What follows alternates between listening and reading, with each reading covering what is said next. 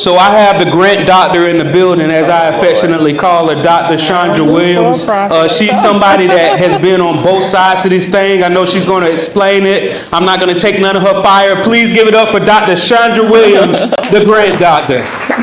Oh, well, hello, everyone. Can you all hear me okay? All right, so Randolph has introduced me with a high caliber. Randolph gave me that glowing introduction. I have written quite a few grant proposals.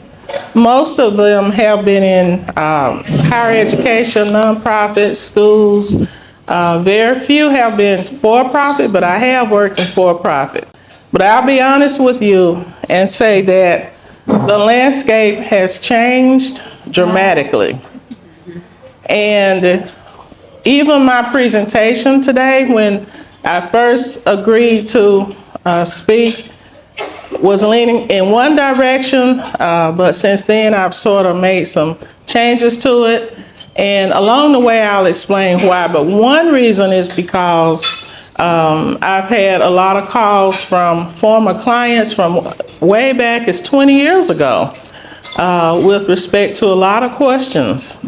And for-profit grants and low interest loans or no interest loans, your best bet is to go through the Small Business Administration at this point, because of the swift changes that are currently being made. Unless you're on the inside, you don't know from day to day what those changes are. And that's the best advice that I can give you. I've referred quite a few individuals directly to the Small Business Administration. And most public colleges and universities will have a Small Business Development Center that is free. Those guys are connected on a daily basis with the Small Business Administration. So I just wanted to get that out there because I know how many of you all would be looking for for-profit grants for your for-profit, right? So I know that's generally the case when I do speak in the public sector, but as of right now, the best bet is to reach out to a Small Business Development Center, maybe FAMU, Florida State University, University of Florida. One of those should have, does anyone know, because I'm based in Alabama, so I know, does anyone know if there's a Small Business Development Center? It is? Okay, all right, UNF. So reach out to them and establish a relationship with them. Their services are free. And a lot of people have really been successful by going through them. So the presentation, I'm demystifying grant writing for success, and part of that will come with your questions.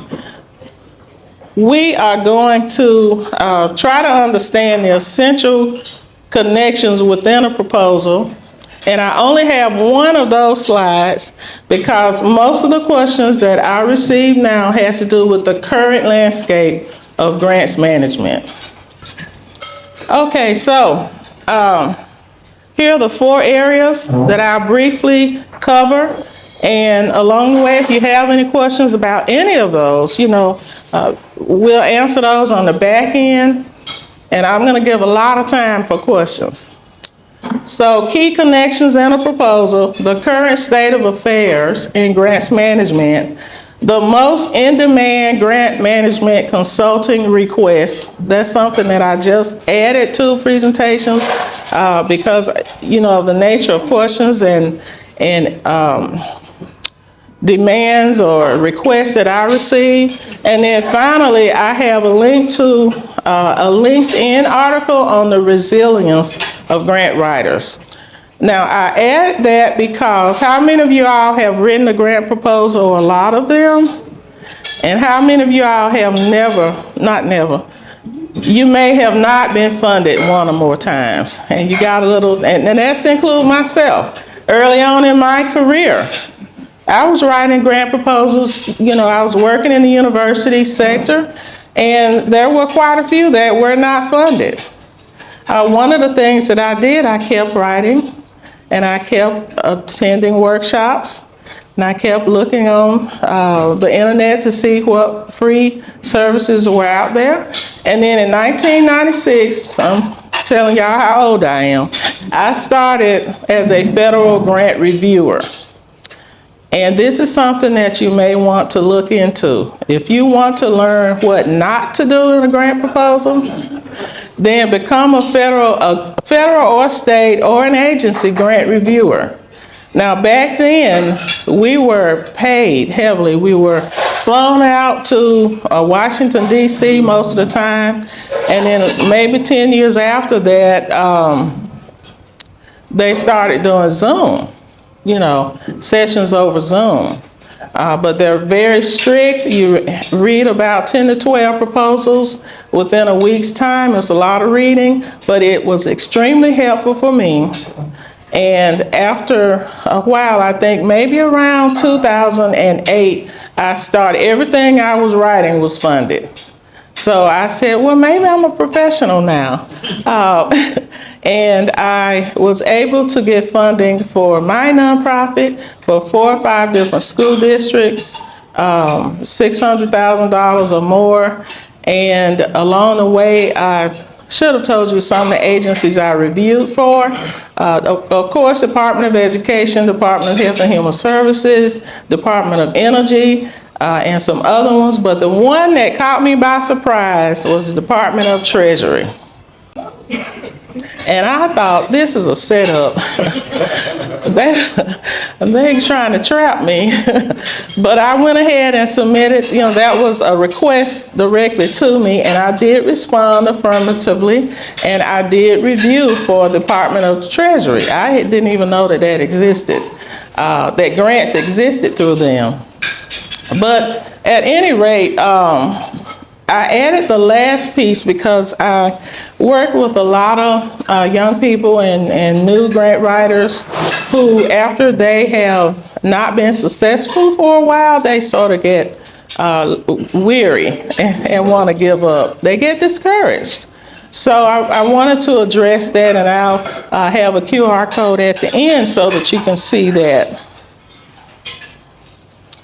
So this is that one slide that when you are writing any type of grant proposal, the pieces have to fit.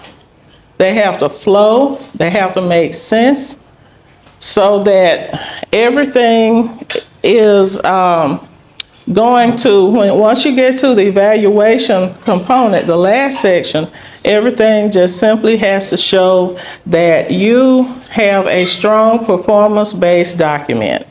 And this has to do with for-profit grants or whatever, nonprofit or organizations. So we're looking at the key connections in a proposal.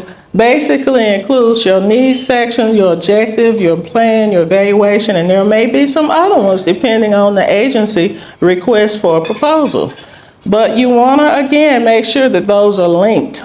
And sometimes repetition is a good thing, because a funding agency, they're very shrewd, they're very particular, and they know what they want to see in your grant proposal. And therefore, sometimes, if you look at what those key goals are for that organization, and a lot of times they will even identify those, they may want to see you incorporate that more than once. What I do with regard to the abstract, which, as you all know, is the first, pretty much that first one-page document in your proposal, I write it last. You found that to be helpful. Write it last, because you will have already written 100% of your proposal. So your needs section, if you know that, if you just say, if you're writing a community-based proposal and you have identified through a survey or whatever with the organization that only 50% of residents in that small community or large or citywide graduate from high school. So I'm saying 50%, that's kind of low, it's much higher than that. But you want to find out what the needs are in your community. And you showing data based on those needs. And you include your sources, indicating where you found the data. Is it in the Census Bureau? Is it some state agency? But those needs have to be connected to your objectives. And your objectives are connected to your goals. And again, those are outlined in the request for application or the request for proposal.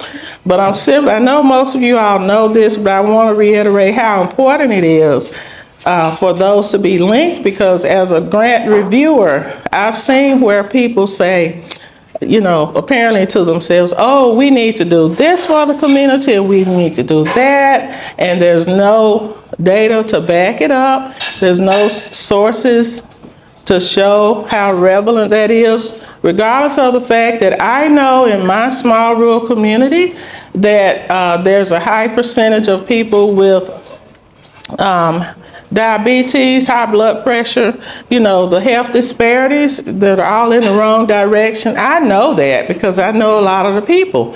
But if I'm writing a grant proposal based on that, I still have to incorporate data and incorporate the sources within the grant proposal. And then the plan of action, what you intend to do, relates to those as well. In order to help our community increase the graduation rate, right? Here's what we intend to do. So in your writing, remember that your reviewers are not reading your minds. They want to see that you have incorporated within your plans from the needs section. And not only that, here's another mistake that grant writers make. They will say, well, I think that we need to have career days and we need to have more SAT prep or more after-school tutoring, which is true. Nowadays, the landscape is different with respect to grant writing in that you are required to use research-based findings to say, here are some best practices when it comes to after-school tutoring. So best practices, what the research says, is what you have to include. So even though the thought process is correct, that we need to have after-school tutoring and we need to do this, that, and the other, you still have to be, cognizant of the fact that you have to use best practices. And you find that via some research engine, right? Publications, federal, state documents, and other philanthropic documents as well. The Rand Foundation and Pew, just some other areas. And then, of course, one of the big components is how are you going to show in your proposal that the work, if you're funded, whatever you're going to do is going to benefit, that you're going to be able to show how you accomplish your goals. So you have to have a strong evaluation component. And that's where a lot of people call me in on, and other professional grant writers, because that is a section that has to include both qualitative and quantitative information. And unless you've been doing that quite a bit, it can be rather challenging to do, but it is a very important component to show that you need to evaluate what kind of surveys you will have for your children, for your parents, for your clients, for your customers. Have those surveys and make sure that you keep the data and incorporate it in your grant proposal. All right, so this is a slide that I just added, and all of these are things that people have been calling and requesting and asking. First and foremost, the first block there. At present, all organizations reliant on grant funding are facing anxiety, uncertainty, and fear. Everybody. We just don't know. We just don't know, I'll be honest with you. Because a lot of organizations, colleges, and universities have lost funding that they previously were funded. All right, they were awarded the funds. The funds, even they did the drawdowns, and the funds were in their accounts, and the money has been rescinded. So even state agencies are having to find in a very quick fashion how they're going to pay their staff, their existing staff. They just going to close the whole department or what? But it is a fact that some agencies and universities had grant funding, it was taken back. So that first issue is what I've been dealing with constantly for the past, I'll say 6 weeks. All right, now I'm gonna try to give some hope. So at the same time, businesses and organizations are gearing up for a time when we will go back to having some grant funding, when social programs are important, right? They're getting ready for it. And I won't go through all of this. I'll be happy to send you all, have Randolph to send the presentation out if you want it.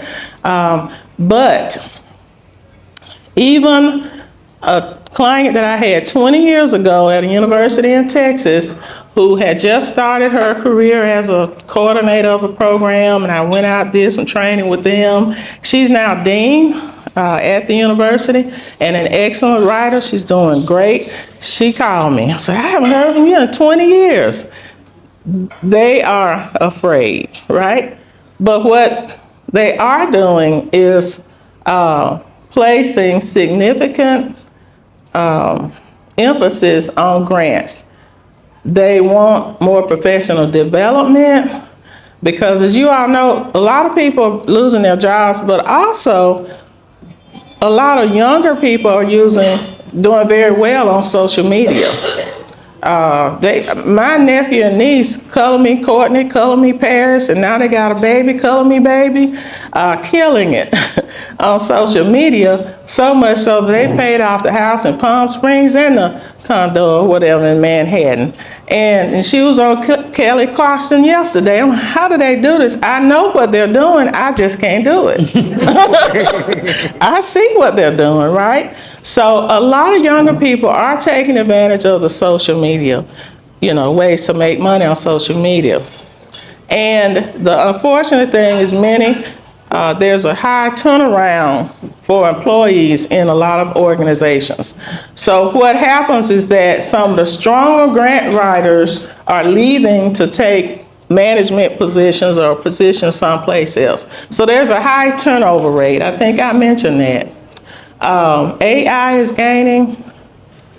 beginning to gain momentum in grants writing. I know I have 5 more minutes, so I'm gonna hurry up.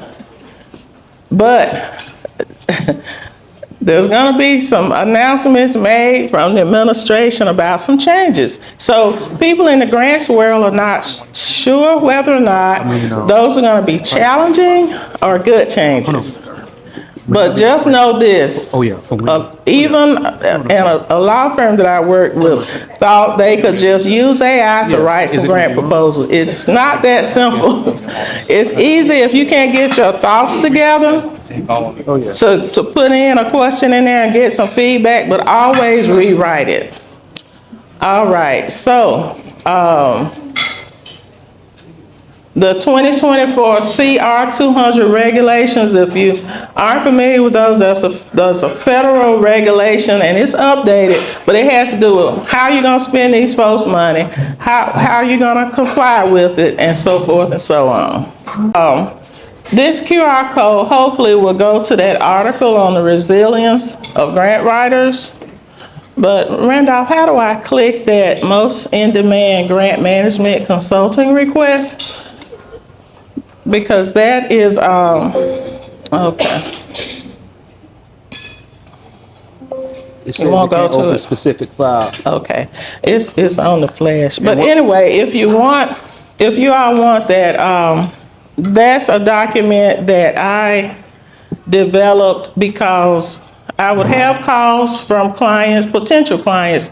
Well, what is it that you do? How can you help us? And they really are unable to clearly articulate what their needs are. So it helps to have a long conversation. And I developed this one document that sort of details 7 areas, including training, professional development, and that's what I prefer to do. If I get called in as a consultant, I prefer to train everybody. In one of my last situations, we trained the administrative assistant who turned out to be an excellent grant writer. And at first, the dean said, well, we just want to train the coordinators. We don't want to train any administrative assistants. And I said, no, because those are the people who are going to stay there and go up the ladder. So you want to think in terms of training everyone, including everyone, even if they just edit, but they are learning when they're editing the document. And what y'all can do, anybody that wants the documents that she's talking about, just text the number where we be texting you, the updates, the non-spam marketing reminders. Just text that number and we'll send you that document. Does anybody have any questions for Dr. Shandra? Yes. Have you seen the AI being used in a very productive way? How is that working? Right. So his question is, how has I seen AI working in a productive way in grants?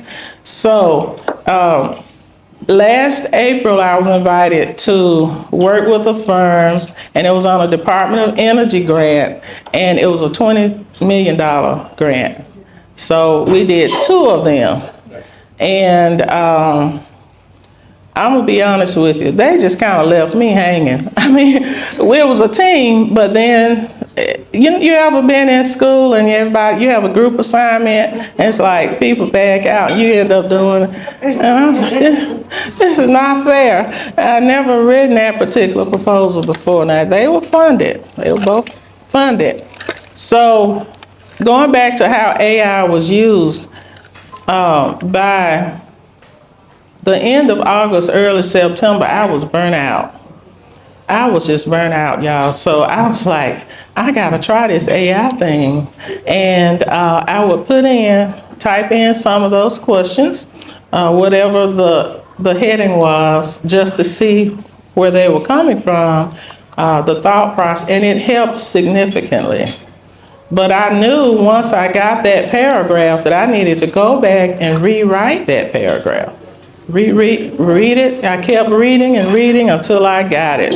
AI has been extremely helpful for that particular grant program because in that one we had to involve attorneys, engineers.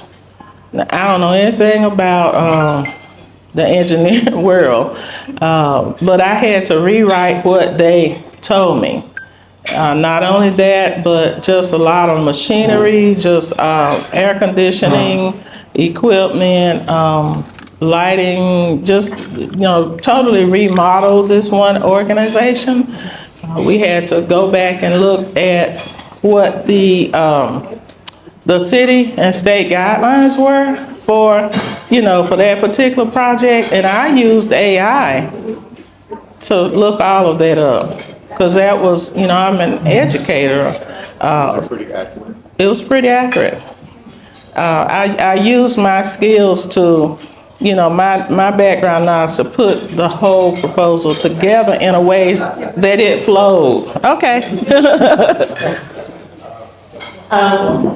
Thank you so much for the information. When you're a nonprofit and you're looking for a grant writer, a professional grant writer, what is the most important thing? You said you're out of the Alabama market. If you were to write for Jacksonville, is that recommended, or do you need to find someone who is local to do your grant writing? You don't, because I've written from West Virginia, Florida, Georgia, Alabama, Minnesota, Arkansas, so it doesn't matter. A person with, their expertise, they're going to know that they need to research whatever the state, that particular state, their regulations are. And there are a lot of differences. But I want you to give it up one more time for Dr. Shandra Williams. Thank you, guys.